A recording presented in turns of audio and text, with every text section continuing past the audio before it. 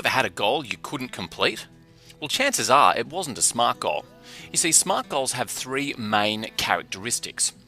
They're easy to understand, they're achievable, and they have a clear point of success. So let's break that down. SMART goals are specific, they are measurable, they are attainable, they are relevant to your overall aims, and they are time-bound. But that in itself doesn't mean much to you, so why don't we use that with a specific scenario or goal? A common goal that many people have is they want to be rich. So let's take a look at that one. Now, I want to be rich has a couple of basic issues. Firstly, how do I know when I've won? How do I know when I'm rich? What is rich anyway? Rich means a lot of things to a lot of different people. And lastly, by when? When am I intending to be rich? The goal I want to be rich isn't complete yet. It's still in its very early stages. So let's use the SMART acronym to turn I want to be rich into a real goal.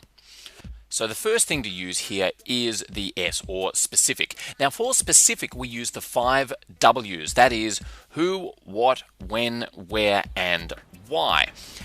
And that allows us to really break down the goal into its core component parts.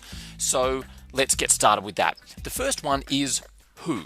Well, in this case, it's me. I want to be rich. So that's that. The next one is what. Well, rich isn't specific enough, so let's break it down a little bit. For me personally, I think that to be rich, I need to have $5 million in my bank account. So I'm going to say $5 million. You might want to pick a higher or a lower number. That's up to you. The next one is when. Well, I'd like to have that $5 million by the time I turn 50. So I'm going to choose by the time before I turn 50. I'm a little sensitive about it, so I'm not going to tell you how old I am right now, but suffice it to say the when for me is before I turn 50. Where, in this particular instance, doesn't really matter because I'm going to be working in various places. Depending on your goal, though, the where may become important. And lastly, we have why. Please don't skip over why. It becomes really important later on. In this case, I want to have $5 million before I turn 50 because 50 is when I would like to retire.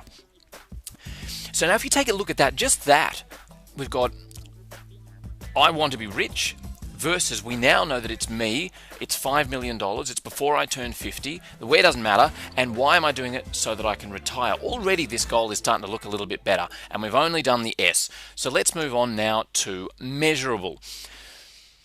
The reason we have measurable is because we need to know where the finish line is. We need to know when we've completed the goal. All right. So let's take a look at why. Let's imagine that as a boss, I say to you, okay, look, I want you to keep running in this race until you win. Just run until you win. And you pass a milestone and you're thinking, okay, have I finished yet? Am I done? And you pass another milestone and, you don't know when you win until you see the finish line. And that's the point I'm trying to make here, is that a goal isn't a good goal until there is a finish line. And in a SMART goal, the finish line must either be a true or false, it must be a yes or a no, or it needs to be a number. Because only with a true or false, yes or a no, or a number, does that work like a finishing line. And so in this case, we've got $5 million. $5 million is a number. If I've got $4,999,999 in the account, well then I haven't achieved my goal. The moment I get that extra dollar and I've got $5 million, then I know I've passed my goal. So that is measurable and it gets the tick of approval. All right, after measurable, we have attainable. For me personally, I feel that $5 million is attainable.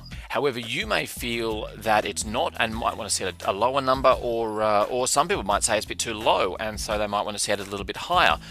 The reason we have attainable is so that you don't lose the motivation for a goal.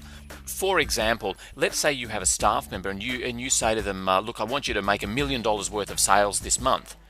Well, if they're only selling products worth $50 and they're not sort of selling on the internet via mass marketing, that may be a completely impossible goal, and so they'll ignore it. It's not a real goal.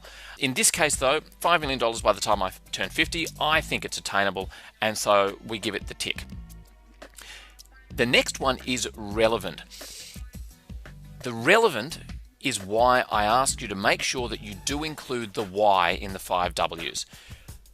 Relevant means that this SMART goal fits into the overall reason that you're doing this. So in this case, we've got, why do I want $5 million? Well, I want that $5 million so that I can retire. All right. And so in this case, yes, $5 million is relevant to my overall sort of goal or aim of retiring.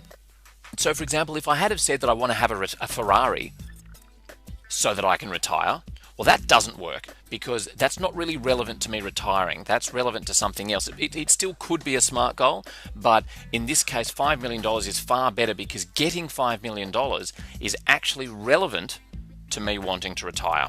So in this case, that's a big fat yes. Next, we have time bound. Well, as stated before, we're going to make it by the time I'm 50 so that I can retire. So yes, it is time bound.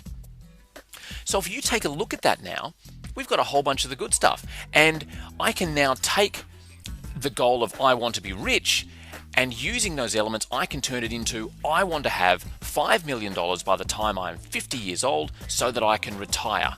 And that is a far better goal than the goal of I want to be rich, which I think we can all agree isn't that fantastic in the light of our new SMART goal. All right, so just to be very clear, SMART goals are specific, they are measurable, they are attainable, they are relevant to your overall goals and aims, and they are time-bound.